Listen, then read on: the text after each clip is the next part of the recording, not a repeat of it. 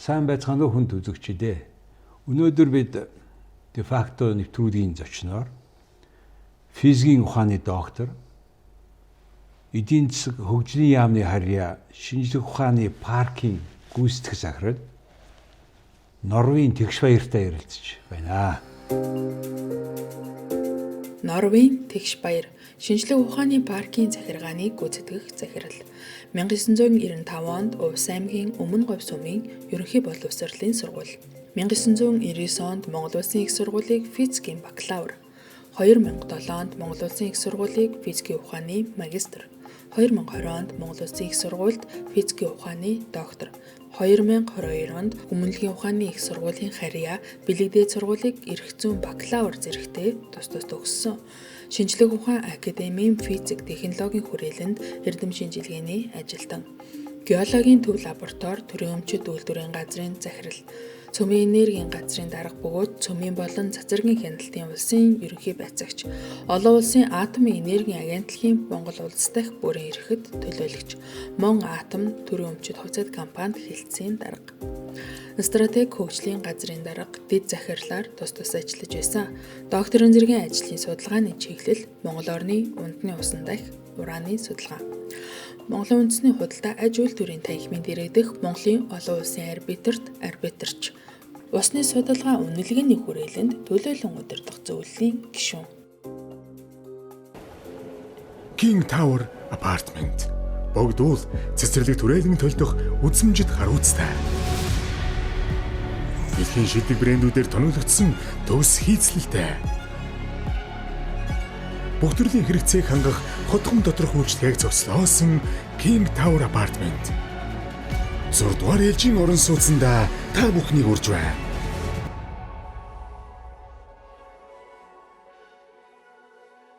За сайн байна уу та?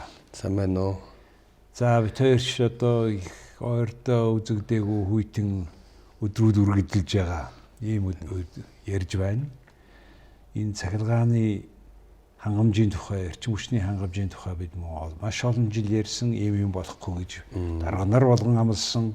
Тэгээ үр дүнд нь тэгээд одоо ингээд тогоо хязгаарлуулад байранда хүйтэн ингээл амьдэрч штэ. Тэгээ энэ эрчим хүчний энэ тасалдал одоо ингээд хүний фактораас гадна өөр ямар шалтгаан байгаа эсвэл зөвхөн хүний фактор юм уу? Та энэ тал дээр ямар дүгнэлт хийж байна?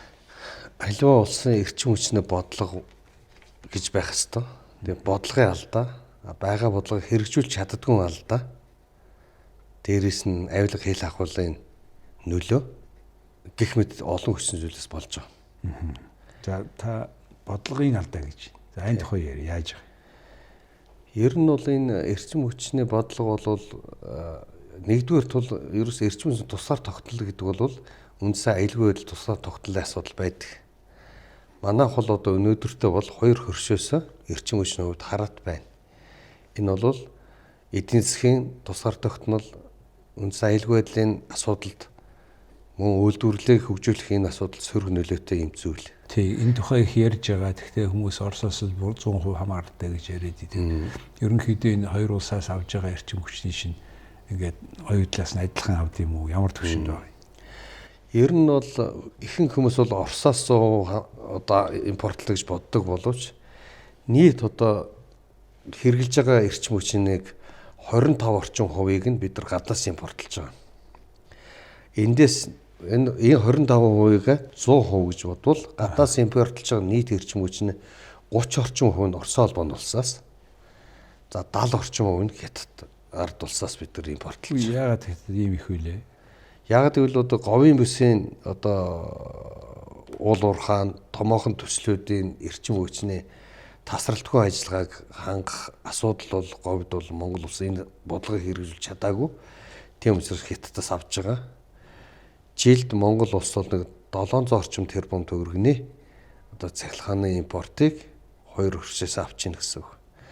Магадгүй бид нар Хятадаас импортлох эрчим хүч тасрах юм бол оюу толгой зэрэг томоохон уулуурхан төслүүдээс орж ирэх төсөв орлого тасарна гэсэн үг. За тэгээ энэ дээр бодлогын гэдэг маань алдаа гэдэг маань бодлогын алдаа гэдэг бол ерөөсөө бид нар энэ хоёр хөршөөс хамааралтай байх асуудлаас бүрэн чөлөөлөгдөх ёстой. Энэ бодлогоо байгаа боловч хэрэгжүүлж чадахгүй. За яагаад? Яагаад гэвэл өнөөдөр хамгийн гол цаад мөн чанар юунд вэ гэхээр зэрэг манайхын бараг сүүлийн 100 бид нар 100 гэж үгэндэх дуртай болчихлоо шүү дээ. 100 жилийн хугацаанд бид нар эрчим хүч хэрэгжилж ирсэн. Одоо энэ бог тааны засгийн үед анхныхаа эрчим хүчний хөөсөрийг бид нар оруулж ирж эхэлсэн. Энэ хугацаанд бол бид нар ерөөсө 100 эрчим хүчний гадаас авдаг хараат байдлаас бүрэн гарч чадаагүй.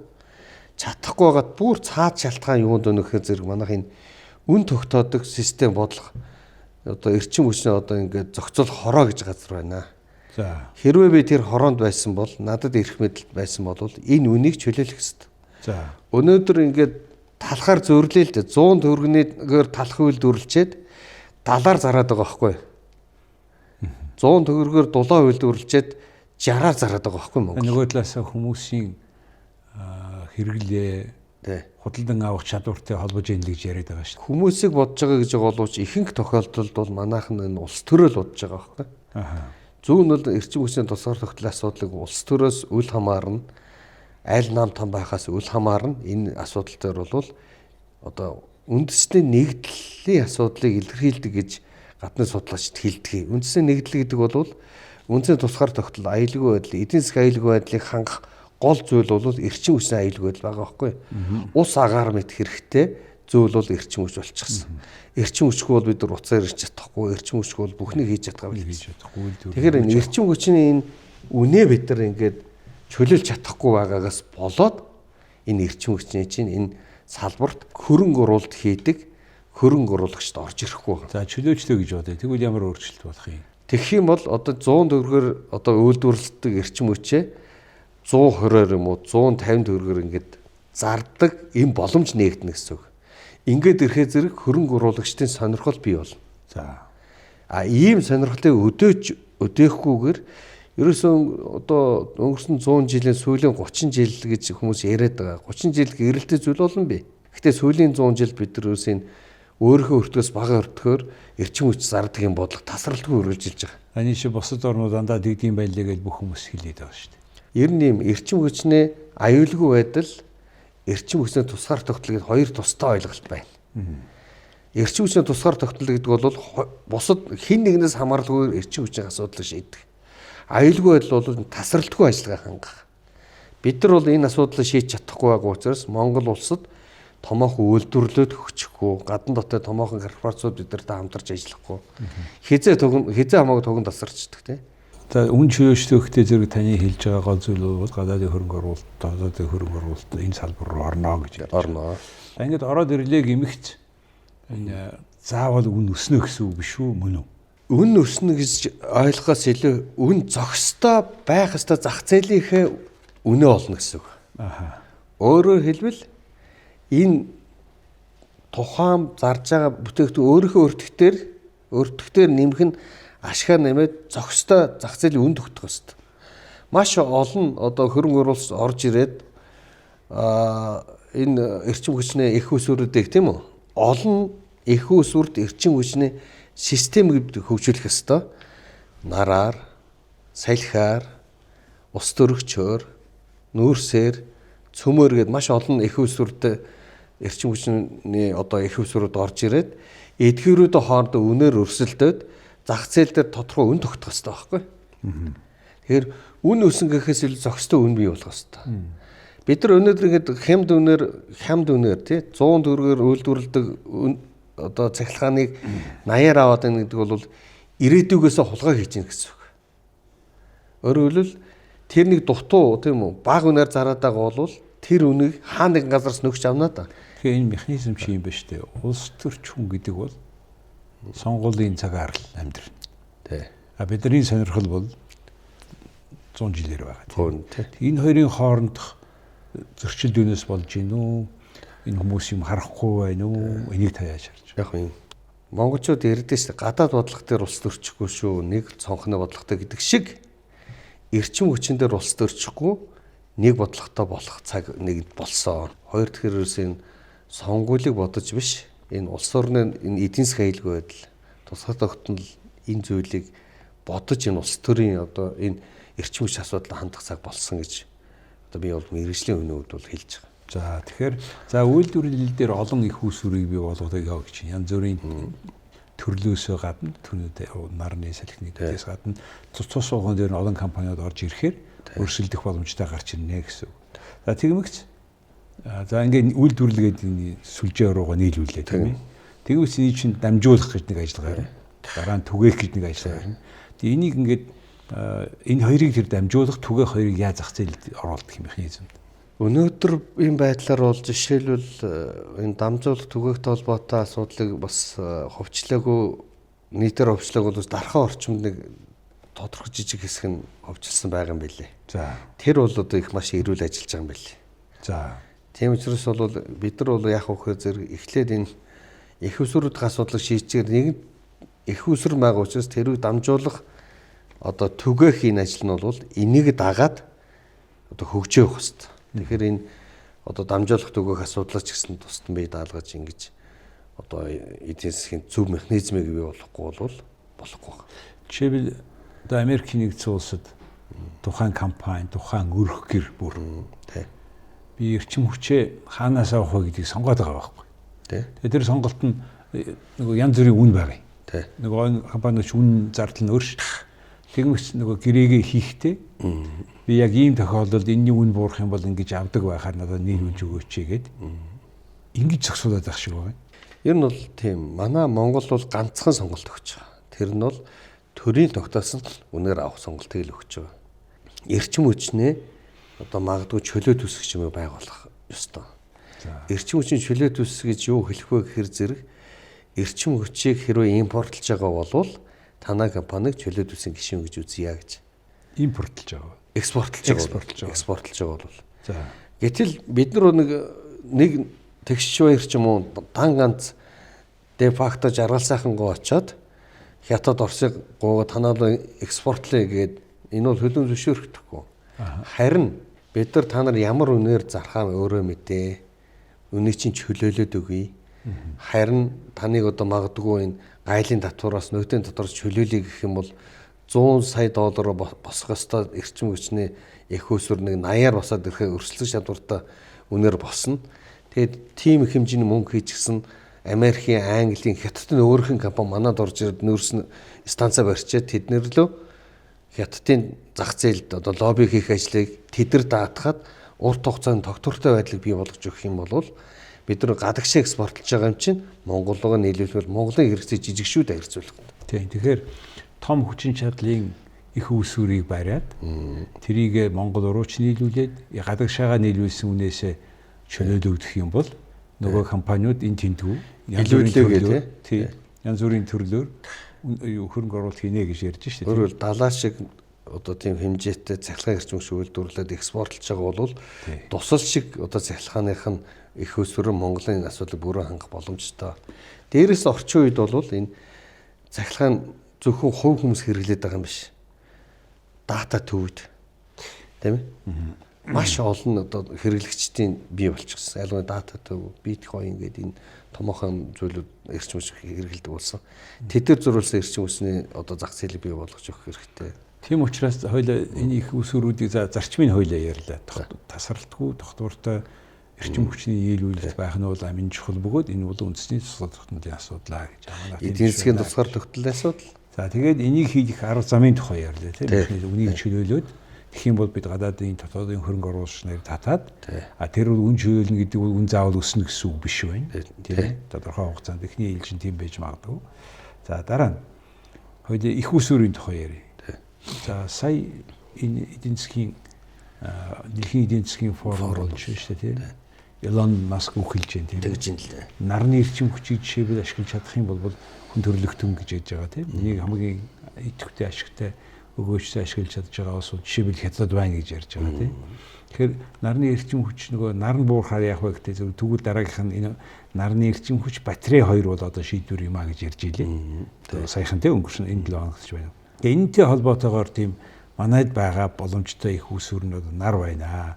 Монгол улсад төчнөө хэмжээний жилийн гигабайт, тераваттын чадвар боломж байна гэх. Тэгээд одоо энэ дорчонд шадар сайт тийм. Шадар сайт чинь баахан хүмүүстэй уулзаад яваад гэрээ хэлцээр сурна гэж явж шээ. Та үүнийг яаж харж байна? Ер нь бол энэ олон их үүсвэртэй эрчим хүчний систем гэж би хэлж байгаа юм л да. Томьёолж байгаа. Тэр нь бол сая хэлдэг. Нар тэрнээс гадна жишээл говьд бол салхи байна. Жишээлбэл салхиэр эрчим хүч гаргаж авдаг энэ асуудал чинь өөрөө хуучин бол үед 10 м/секундтай салхи тогтмол салхилж иж ашигтай ажилдаг байсан бол одоо нэг 3 м/секунд хурдтай байхад ашигтай ажилдаг ийм одоо технологийн шийдлүүд гараад байна шүү дээ. Тэгээ нарны эрчим хүчийг одоо хоримтлуулах батарей одоо яг л нөгөө сүүлийн үед газар хуур элемент, за графитыг ашиглаад одоо маш сайн хадгалах чадвартай ийм одоо зай хийдэг болчлоо. Тэгэхээр зэрэг энэ бид нар сайлх, усан цахилгаанаас цөмийн цахилгаанаас дотроо бол одоо цөмийн хуваагдах уруулын болон цөмийн нэглээ уруулах гэдэг ингээд. Хоёлаа цөмийн цахилгаан руу орохоос өмнө их үүсвэр дээр нар салхи энэ хоёрыг бас аль аль нь байхгүй үед хоримтлуулж чаддаг батарей. Энэ гурвын комбинац нь өөрөө одоо говийн мөсийг бол ялангуяа шийднэ гэж ярьж байгаа тийм. Тэгээд нарны тухай ихэд ярихад ингээд нэг талаасаа Монгол бас ийм нарны хавтангууд байна. Олон газар одоо онгоцоор нисэж яхад бол жишээ баг урагшаа зүүн урагшаа зөндөө том газрууд харагдаж байна. Би сая Мороккод харлаа, Невадад харлаа. Бүр асар том талбай юу хэдчнээ километрийн талбай тавиад тэгээ голд нэг томоо цамхаг бариад тэгээ тэр нь бүр хамаагүй өгөөчтэй байна. Тэр чинь фокуслаад тэгээ нөгөө тэр чинь нөгөө энэ физикийн хувьд бол оптикийн чанарыг ашиглаж байгаа юм л да. Ганц нараараа ч биш тийм. Тэр нөгөө зэрэг нар туслаа, энэ дээрээ шилэн дээр туслаа, шилнээс ойлоо нэг газар тэр бүх халуун дээрс туслаа, тэнд одоо ус халаалаа ч юм уу тийм. Ийм оптикийг ашиглаж. Ер нь бол тэр чигт энэ эрчим хүчний асуудал чинь тэр чигт физикийн асуудал болж ирж байгаа юм л. Тийм мэдээж. Тийм учраас яг тийм шийдлүүд байна. Тэрээс гадна одоо магадгүй одоо далаа дээр тавьдаг болчихсон. Соёлын ингээд тэр чигт. Монгол бол далаа шиг энэ говьтой, далаа шиг энэ дорны уудам талтай газар бол энэ нарны эрчим хүчин чир бол Монголын байтугай хятадтай хойтлын бүсийг бүрэн хангах боломжтой. Хэдэн ч тераваттын цахилгаан өсөх боломж бидэрт байна. За энэ дээрээ бид нар ингээд гадаадын хөрөнгө оруулалт татахгүй өөрсдөө тийм том хэмжээний мөнгө байхгүй. Тэгээд тэр нөгөө манай ярисхт орсон л да тэр Aqua гэж компанитэй Сауди Араби. Манайд одоо хөрөнгө оруулалт хийгээгээ сонирхоод одоо нэлээд гар үсэг урдчихсан байдлаар ойлголцол дээр зурцсан яваад байна лээ. Тэгэхээр энэ нар салхийг тэгээ батарейтай хасуулахаа гэдэг нэгдүгээр асуудал байна. Дараагийн асуудал өнөөдрийн байдлаар өөрийн өртгөн хамгийн хямдхан бол нүүрс. Нүүрсийг бид ашиглаж чадахгүй, ашиглаж байгаа. Гэхдээ өгөөжтэй ашиглаж чадахгүй тийм. Одоо энэ тэндэн зарцлаа, хөлдлөө юу гэдгийг. Энэ нүүрстэй холбоотой таны бодол. Энэ аль зэрэг удаа явах юм? Манайд нүүрсийн нөөц их байгаа. Бид нар бол газар дороо далаа шиг тийм. Одоо тийм нүүрстэй хэдэн тэрбум тонны нүүрстэй гэрнэ. Бид нар Хятадаас нүүрс оруулж ирээд үндснийхээ нийслэл Улаанбаатар хотод нийт хүн намынхан бараг 50 орчим хүн суудаг газар ингээд гаднаас импортлж оруулж ирээд төлдөг асуудлыг бол энэ жилээс зогсоох хэрэгтэй. Тэрний оронд эрчим хүчнийхээ их усроо бариад бид нар эрчим хүчээр халаадаг болох хэрэгтэй. Тэгээд халааханд бол сайн дэд үтсэн дамжуулах дэд үтсэн шинжлэх хэрэгтэй. За одоо бид нар ингээд сая одоо 2024 оны сонгуулиар одоо малчтад тарааж пирос авсан нийт мөнгө бол нэг их 80 даваа явцсан. Нэг их 80 ч юу тэрбум биш шүү дээ. Гэтэл дөрөвдүгээр цахилгаан станцын шинжилгээ хийх мөнгө 380 тэрбум байхгүй. Хажууд маш бага мөнгө. Дээрээс нь бид нэг бодлогын алдаа гэж энэ хэлж байгаа. Дээрээс нь жишээлбэл бодлогын алдаа гэж юу хэлж байгаа хэрэг соёлын яамны төсвөөс эрчим хүчний салбарын төсөв 2 дахин бага байгааг бодлогын алдаа гэж байгаа. Ийм алдаагаа бид засчиж бид урагшлана. Нэгдүгээрт эрүүл мэнд, боловсрол, эрчим хүч гэдэг энэ гурван тулгын гурван чулуу шиг энэ асуудлыг зэрэгцүүлж авч явахгүй болвол ингээл тийм үү авахгүй энэ бодлогын алдаа гараад байгаас болж байгаа маа. За нүүрстэйгээ холбоотой ийм асуудлыг ярьж байна. За хоёлаа цөвийн тухай ярина. Ягаад гэвэл одоо таныг бол олон нийтийн хэвлэл мэдээллийн хэрэгсээр одоо цөмийг л одоо ингээд цөмийн эрчим хүчийг л дэмжиж бүх монголчуудыг хордуулах гэж байгаа хамгийн ноцтой даасан гэж үзэж байгаа тийм ээ. Тэгэхээр яг энэ шинжлэх ухааныхын талаас ярил л да. Цөм яагаад эрчим хүч гаргаж байгаа юм. Тэрний аль нь биднэрт ашигтай юм. Бид нар бол одоогийн төвшөнд бол зүгээр ураны хамгийн ихний олборлолтыг хийгээд тэр шар нутгийг гаргана гэдэг дээр л зодон гараад байна шүү дээ. Тэн дээр чинь нэг тийм өөрөөр радиац нь бол бага юм шиг байгаа тийм ээ. За энэтэй холбогдуулаад та юу гэж бодож явдаг юм бэ? Яг намайг бол яг нөгөө цөмийн эсрэг нөхдүүд л ингээл дэвэргээд байгаа болохоос би зөвхөн дан цөм ярьдаг хүн биш шүү дээ. Ерөөсөө эрчим хүчнээ олон их үүсвэрт эрчим хүчний шийдлийг л ярьдаг хүн баггүй. Энийг судалдаг бичдэг. Нэгдүгээрт. Хоёрдугаарт бол цөмийн урвал бол дотроо 2 янзын урвал байна. Наран дээр өгч байгаа та ижил буюу fusion тий цөмийн нэгдлэг урвал байна.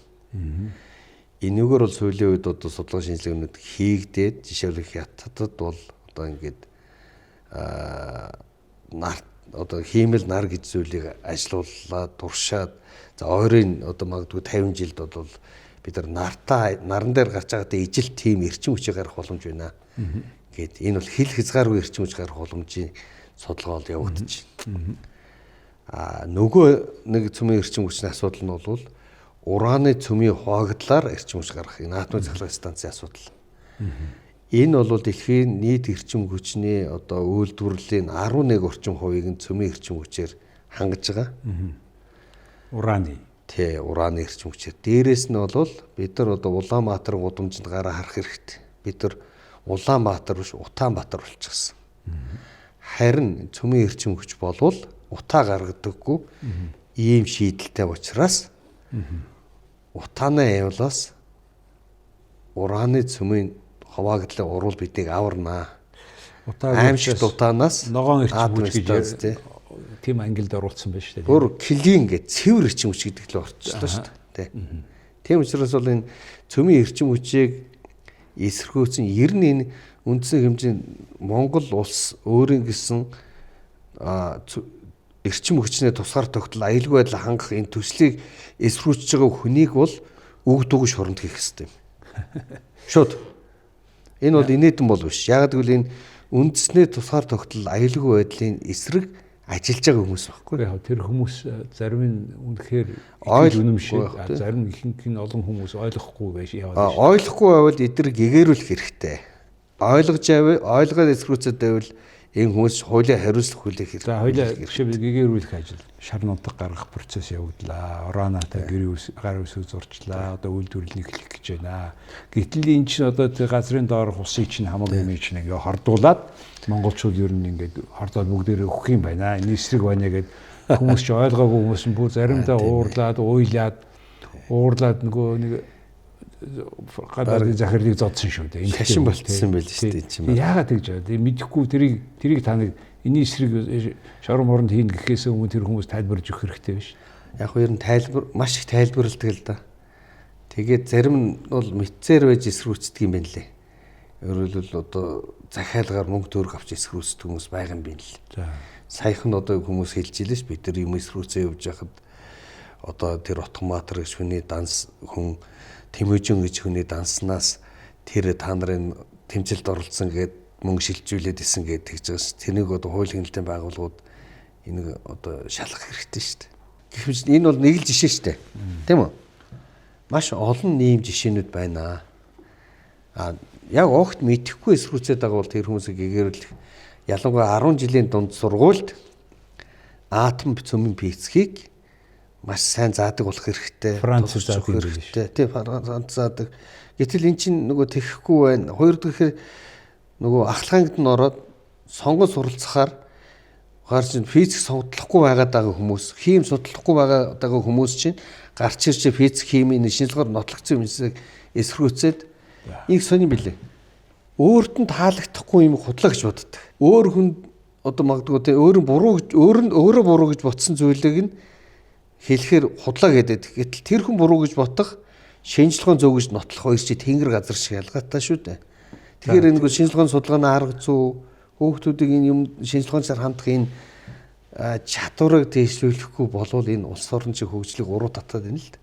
Тийм л дээ. Тийм учраас яг одоо тань шиг ийм шинжлэх ухааныг судалсан, физикийн ухааны доктор, тэгээ энэ Монгол улсын энэ усны тухай, аршааны тухай, усан дах урааны тухай ингээд ийм Монгол орны ундааны усан дах уран гэж юм тийм. Ундны усан дах уран гэж. За нэг юм байна таны хэлсэн. Нөгөөх нь Монгол орны аршаан гэдэг ийм зузаан ном гарцсан байна.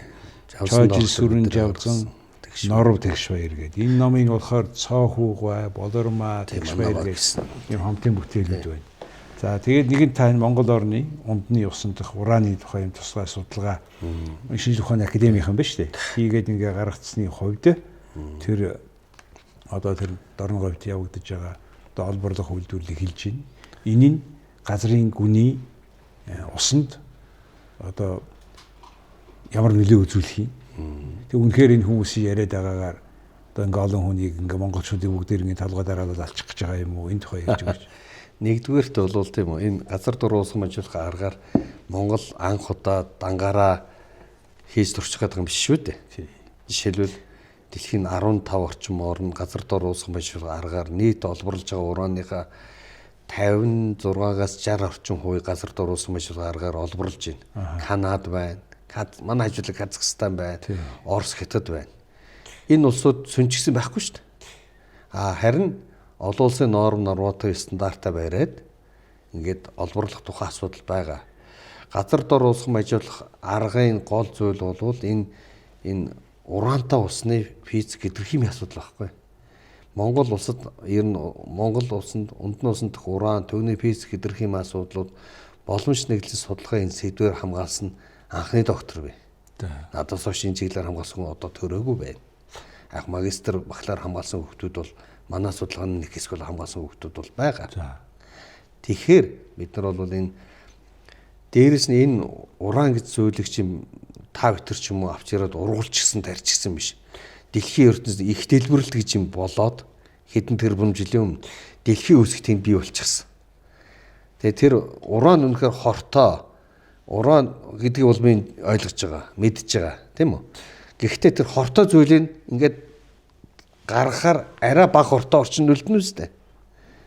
Цацрагтай химүүд хортой зүйлийг гаргаад авахаар тэгэхээр зэрэг хүмүүсийн тархи угаах, ингээд төслийг эсргүүцэх маш олон юм сөрөг юмсуудыг бол ингээд олон нийтийг гээгэрүүлэх, соён гээгэрүүлэх шаардлага их байна. Миний бол энэ ундны усан дах уран гэж номоо бол олон нийтэд бас гаргасан.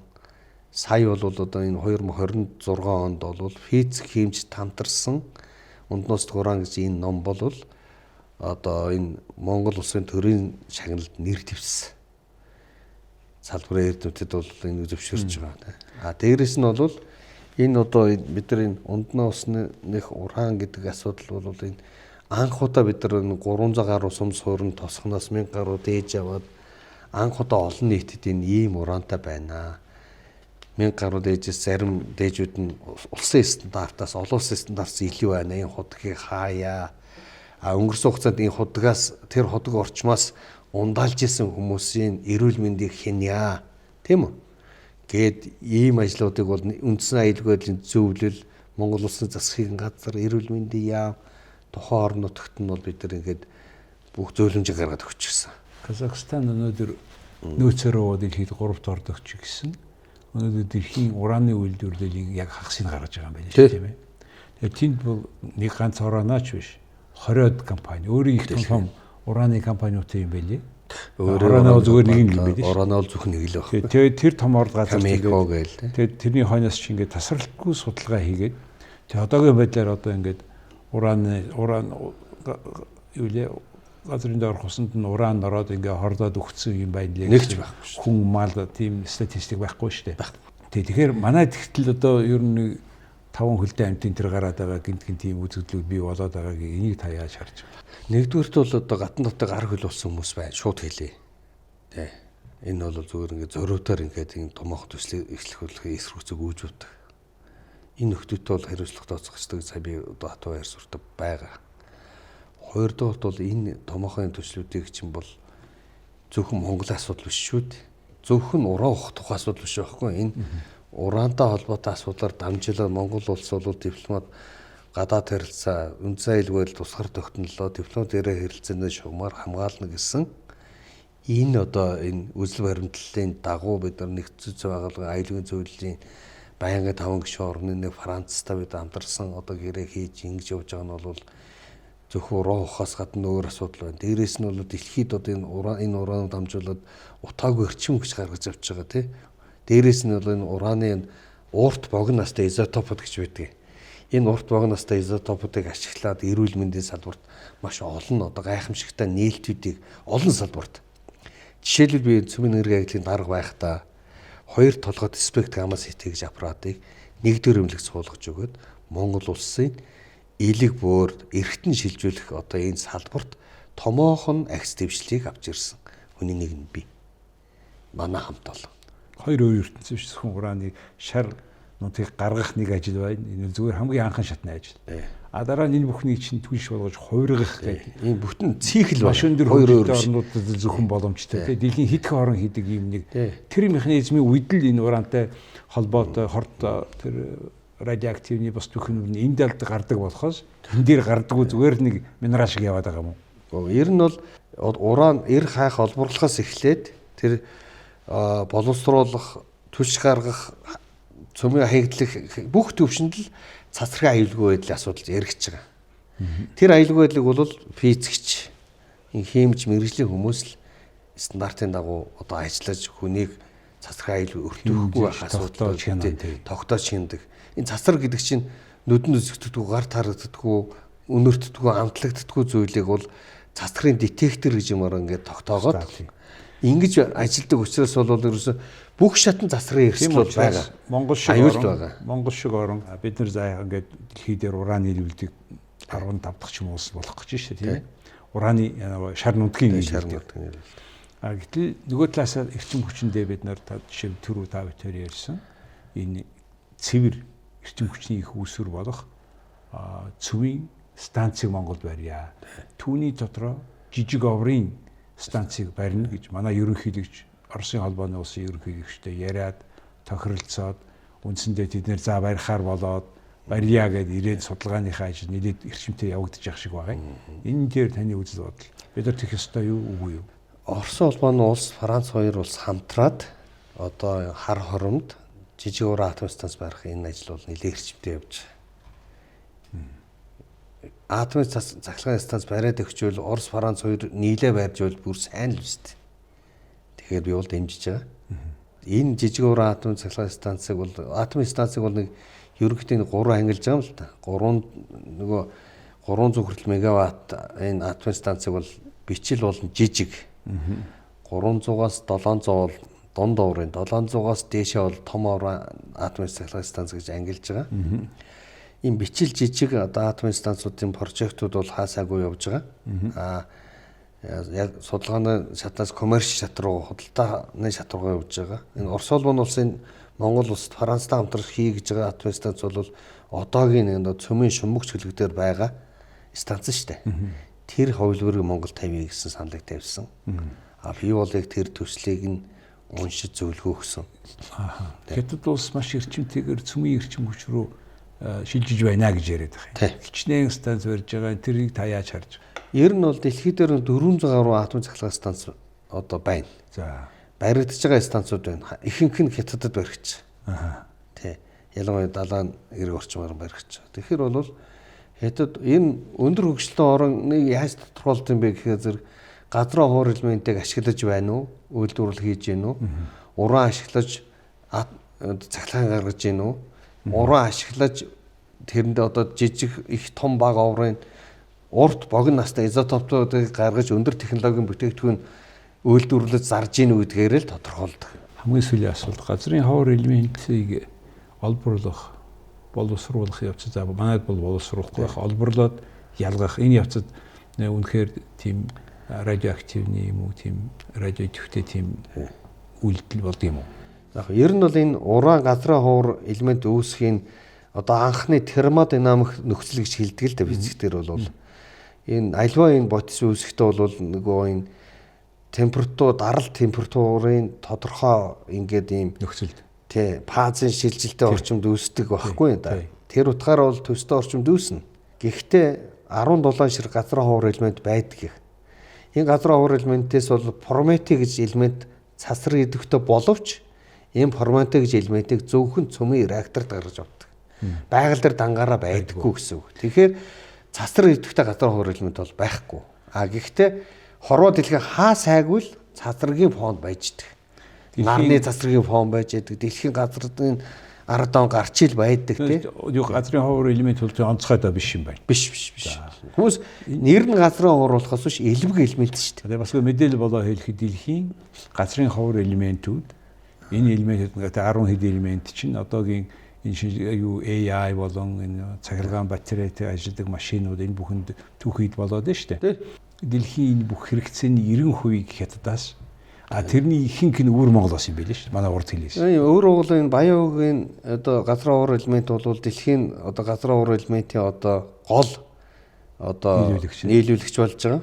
Сая Америкийн нэгдсэн улсын шинэ ерөнхийлөгч Трамп гарч ирээд тарифын дайн гэж юм хийсэн.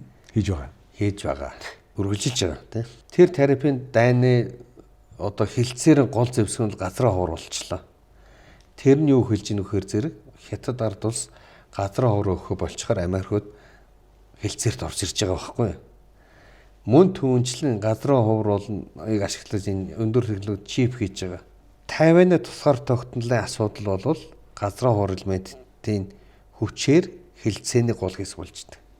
Сая Гренланд маргаан байна. Тэр чигтээ газрын ховрын асуудал шиг Гренланд маргааны нэг хэсэг болж байгаа. Газрын ховор элемент бол өндөр технологийн жишээлбэл манайхын вирусын яндан хулгаалаад байна шүү дээ. Тэр чинь вирусын яндан тэр чигтээ газрын ховор элемент байж идэх байхгүй та. Вирусын яндан утас хүртэл газрын ховор элемент. Тэгэхээр газрын ховор элемент айж ичээд байх зүйл байхгүй. Харин тэрнийг олборлоод боловсруулахд бол мэдээж химийн хувьд бол эрсдэл бол олон байгаа. Эрсдлээс сэргийлэх ажлаа сайн хийх хэрэгтэй. Бүх химийн ажилтнууд өөрөө эрсдэл шүү дээ. Бүгд эрсдэл шүү. Энэ одоо хүмүүст нэг юм хэлмээр юм. Аршаан тунанд таарвал им болмой. Им тунанд таар хитрвэл хор болмой гэж эртний үгийг сануулаад тэрнтэй адилханаар аливаа имийг имийн жургуугаар уул хор болно. Амь насанд аюултайтай адилхан газрын уул ураныг бол мэрэгжлийн хүмүүсийн одоо заавар зөвлгөөгүйгээр хэн нэгэн тэмцэгч очоод тэр явуулж чадахгүй бас зогсоож чадахгүй гэдгийг сануулах хэрэгтэй. Өчигдөр бол жишээлбэл тэр одоо энэ одоо Ховд аймгийн бас иргэдийн хурлын дараа эрх баярыг очоод нэг нөхөр ингээд одоо юу гэдэг тонгоолгоод байна лээ. Одоо замдаа. Тий, уучлалт гуйлгаад байна лээ. Тиймэрхүү шантаажтад өмнө бөхөж идэх төр байж болохгүй. Төр төмөр нүрэ харуулсаг болсон шүү. Энэ бүхнийг шийдэх асуудал бол яг ийм мэдээлэлтэй, мэдлэгтэй хүмүүс нь үзэл бодлоо илэрхийлэх. Янз бүрийн сэтгэл хөдлөлөөс хол байж иж хараат бус хүмүүсийнхаа санал бодлыг сонсож шийдвэр гаргахгүй болбол улс төрчдийн тэмцлийн дунд ороод нэг нөгөөгөөр нь муулуулах зодоонд хамрагдаад би одоо энэ газрын ховор яриад гэдэг ураа ярьдаг тий. Монгол улсыг сансарт гарцтай болох ажлуудыг би ярьж хийж байгаа хүн. Надад нэгч газрын ховор лиценз байхгүй. Газрын энэ уурхал лиценз байхгүй. Авийнхыг хүссэн бол би хэдийг бол хэдийг авах эрх мэдэл ад байсан. Нэг ч аваагүй. Тэгээ надад ашиг сонирхол зөрчил байхгүй шүү. Надад ч ямарч лиценз байхгүй. Бадрах энержийн захирлыг ингээд замцсан штэ. Алгацсан штэ. Алгацсан. Тэр хүн бол надтай ярихтаа асфалтад гэж үг ашиглаж байгаа. Асфалтад гэж англи үг ингээд би бол яг англи хэл 4 аялгаар ярьдаг л магадгүй аялгын алдааж магадгүй асфалтад гэж үг харахаар миний амнаас нь шууд занал хэлсэн гэж үг хэрэгэлж штэ. Чи маш их аюултай дохио байхгүй. Монголоос хөрөнгө оруулагч яг зүхтаад байгаа юм. Энэ галзуучуудын асуудлыг шийдэж чадахгүй байгаа учраас зүхтаад байгаа юм шүү дээ. Өнөөдөр Монголд одоо энэ оюу толгойг суур олигтой Бадрах энержи, ураны Бадрах энержи суур бүх хөрөнгө оруулагчид Монголыг хаяа зүхтаасан шүү. Бүгд таашаа явж байгаа. Араб л явцсан шүү дээ. Яг судалдаг мэддэг шинжлэх ухааны үндэстэй тэгээд ийм доктор ажиллаа хийсэн ийм хүнтэй ярих бол маш чухал байлаа. Цаг үеийн бол маш хэрэгцээтэй шаардлагатай ярилцсан болоо гэж үзэж байна. Баярлалаа танд. За их баярлалаа. Монгол улсын эрчим хүчний тухай, алдагдал, асуудал, сорилтууд яаж хийдэг тухай, түүний дотор их усрүүд, ураны тухай юм дэлгэрэнгүй яриа боллоо. Та бүхэн бас нэгийг бодож хоёрыг тунгаана гэж итгэж байна. King Tower Apartment богдуул цэцэрлэг түрээлэн төлдөх үзмжид харуулцтай. Дэлхийн шилдэг брэндүүдээр тоногдсон төгс хийцлэлтэй. Бүх төрлийн хэрэгцээг хангах хотхон доторх үйлчлэгийг зогслоосон King Tower Apartment.